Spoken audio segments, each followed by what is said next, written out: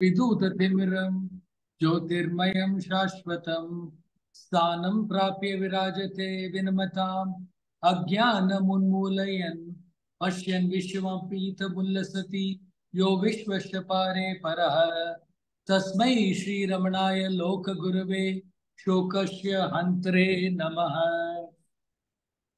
Dear brothers, sisters, and children in Sri Bhagavan, today we collectively celebrated the 74th Aradhana of Bhagavan Sri Ramanashram across the globe. My heartfelt thanks to Arunachalashram, Mohanji, all the volunteers who made this possible, and of course all the satsang groups, especially the children, for taking their time to practice and to give a flawless performance today.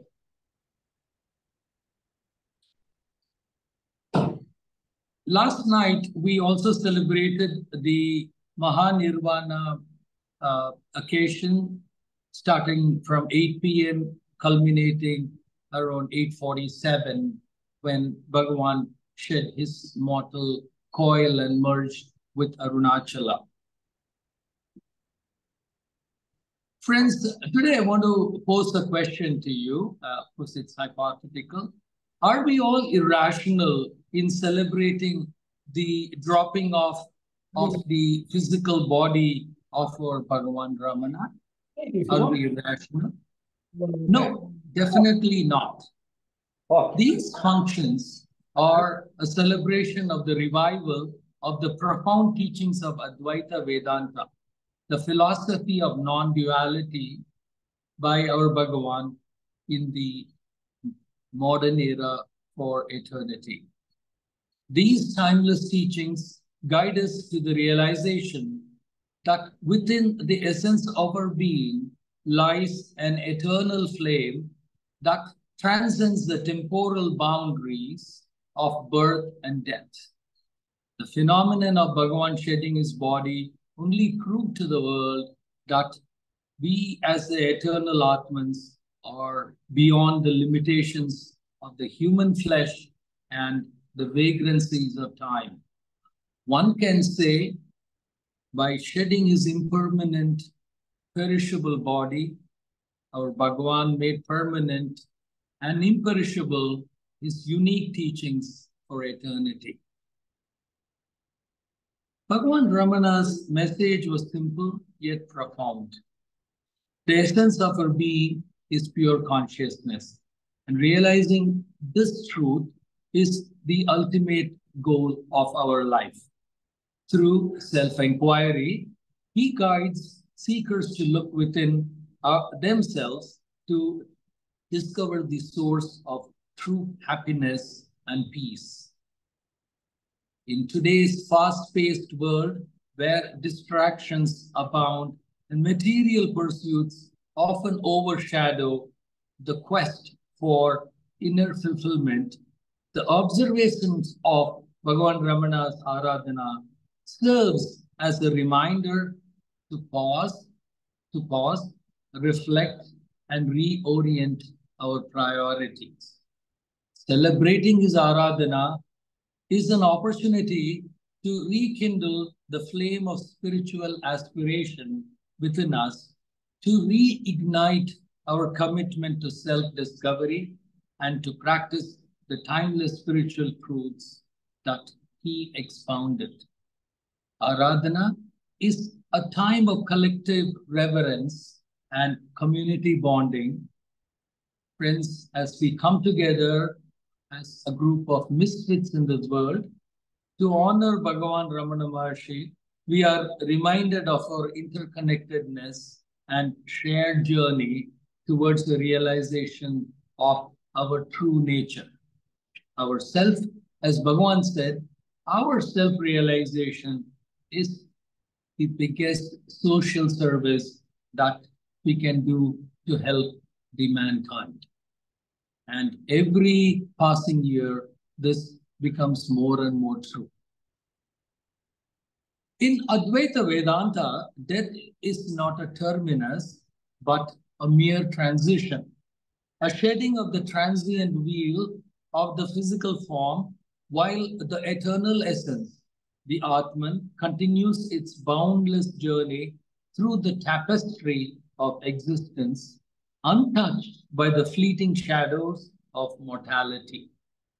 Bhagavan Ramana Maharshi, the epitome of spiritual illumination, embodied this truth with unparalleled grace, demonstrating unwavering serenity even in the face of physical affliction and eventual transition from the mortal realm. Today's celebrations were a joyous celebrations of the eternal nature of existence itself. It is a resplendent festival of non-death, a radiant acknowledgement that the essence of Bhagavan Ramana Maharshi and indeed each of us transcends the constraints of time and space, echoing through the corridors of eternity.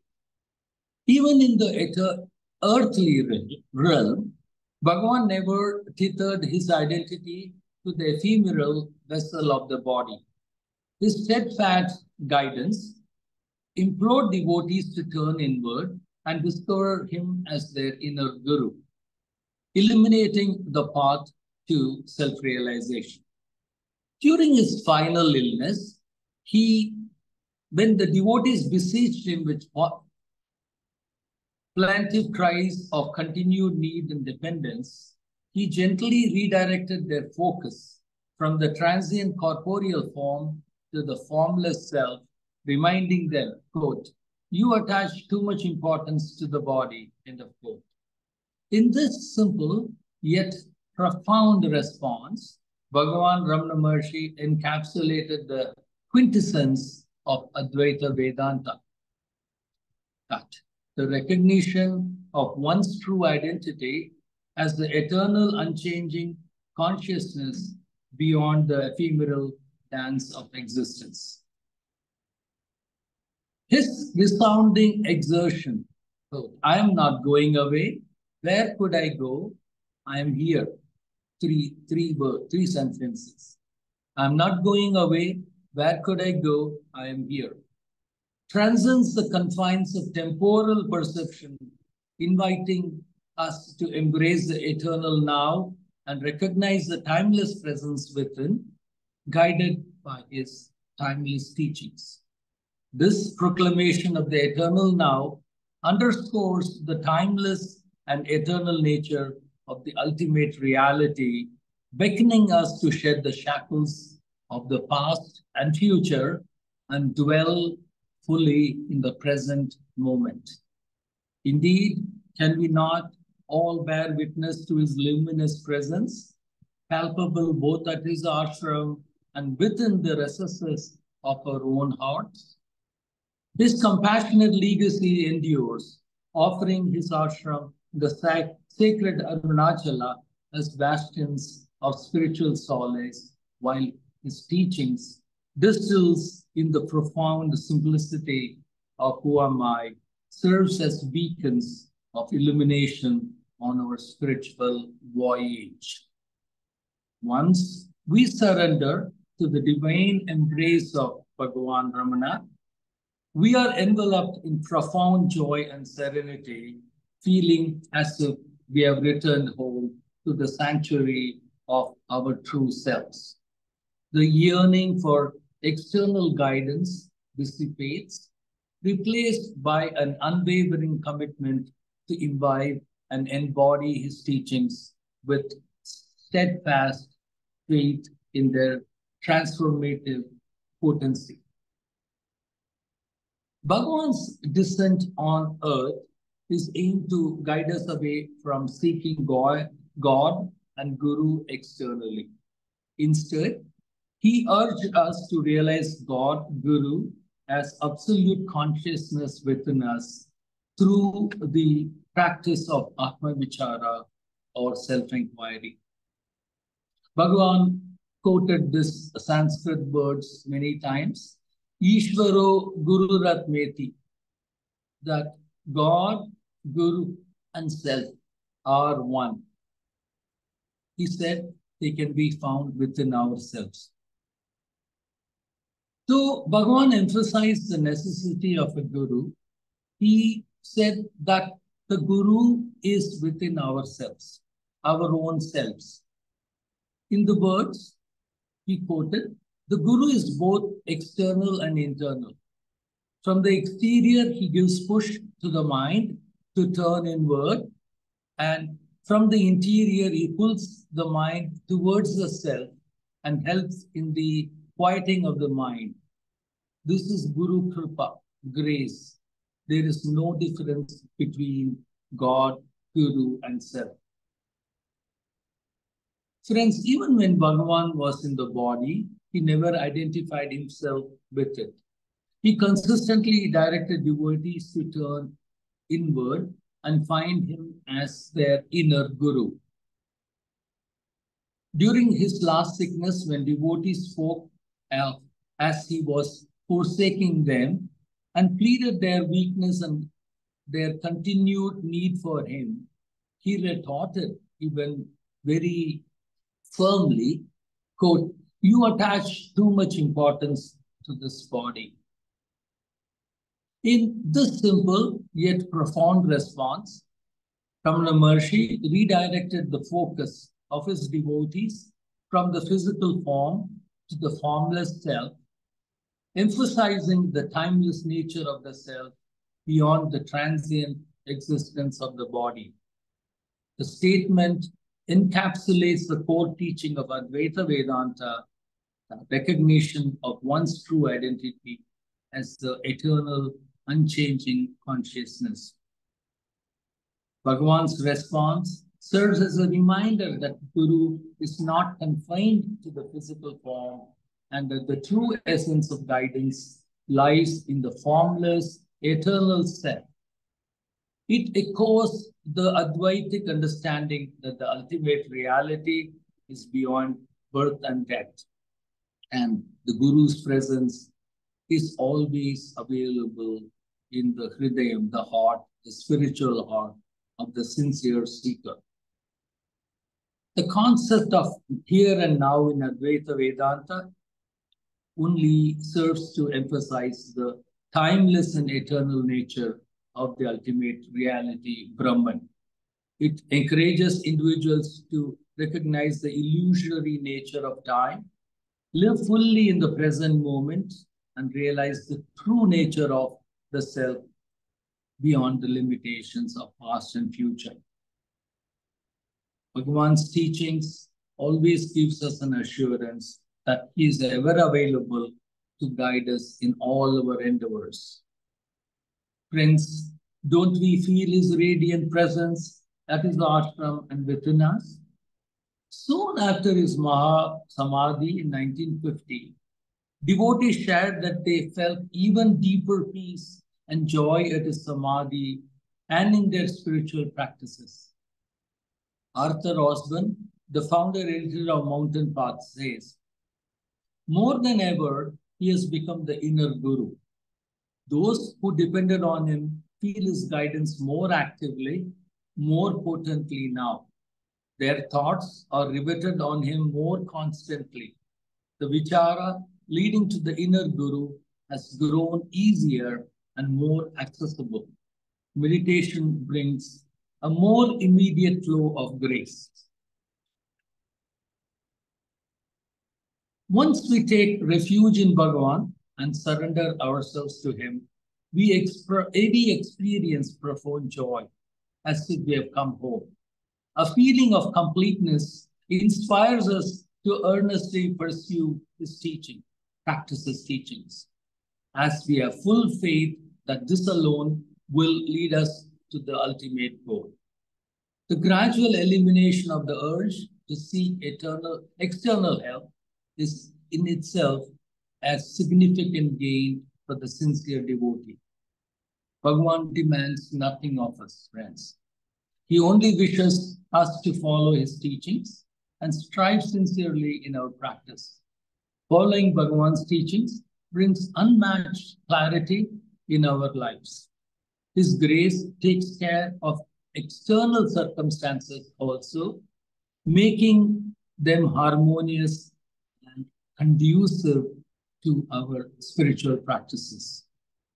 The truth is that no one can give us liberation. The way can be pointed out, directions can be given. In response to a question, Bhagavan answers, quote, is it not possible for God and Guru to affect the release of the soul? In who am I? Bhagavan answers clearly, God and Guru will only show the way to release. They will not by themselves take the soul to the state of release. In truth, God and Guru are not different. Just as the prey, which has fallen into the jaws of the tiger, has no escape, so those who have come within the ambit of the Guru's gracious look will be saved by the Guru and will not get lost. Yet, each one should, by his or her own effort, pursue the path shown by the God or Guru and gain release. One can know oneself only with one's own eye of knowledge and not with someone else. Does he who is Rama require the help of a mirror to show him that he is Rama? Only a Satguru like Bhagavan can respond with such unambiguity. Our intense earnestness and total dedication to the goal are the most essential factors. We simply need to attend to making ourselves ready, and the rest is automatic. Friends, Bhagavan did not live for his time alone. His presence and guidance can be experienced now, in fact more, just as when he was physically present. Those who turn to him with sincere aspiration and longing, those who tried their best to apply his teachings, will feel his grace and guidance anywhere in the world. There is no doubt about it. It's like not tired of telling, the ashram gets devotees from nearly 140 countries, 140 countries spanning the globe every year. Sincere practitioners of truth, sincere seekers. Today, as we honor the Aradhana of Bhagavan, we should first remind ourselves that Bhagavan is always here, ever to guide us in all facets of life, and there is no need to look elsewhere. Let us rejoice in the celebration of life's eternal essence, transcending the transient dichotomy of birth and death, and embracing the infinite and eternal truth that animates the very fabric of existence. In conclusion, Bhagavan's life and teachings validate the truth of the entire Upanishads. In fact, he brought to life these teachings from book knowledge to one that is practiced 24/7, all 365 days. Friends, we can all retire tonight knowing that we are all on the highest spiritual path of Jnana Marga. This path of Jnana Marga has been made possible by the performance of active karma yoga by all of us, nishkamya karma by all of us, coupled with the intense bhakti for God, Guru. For why would we be spending 12, 14 hours on a Sunday gathered together? Thanks for being a part of my spiritual journey. Om Namo Bhagavate Shri Ramanan.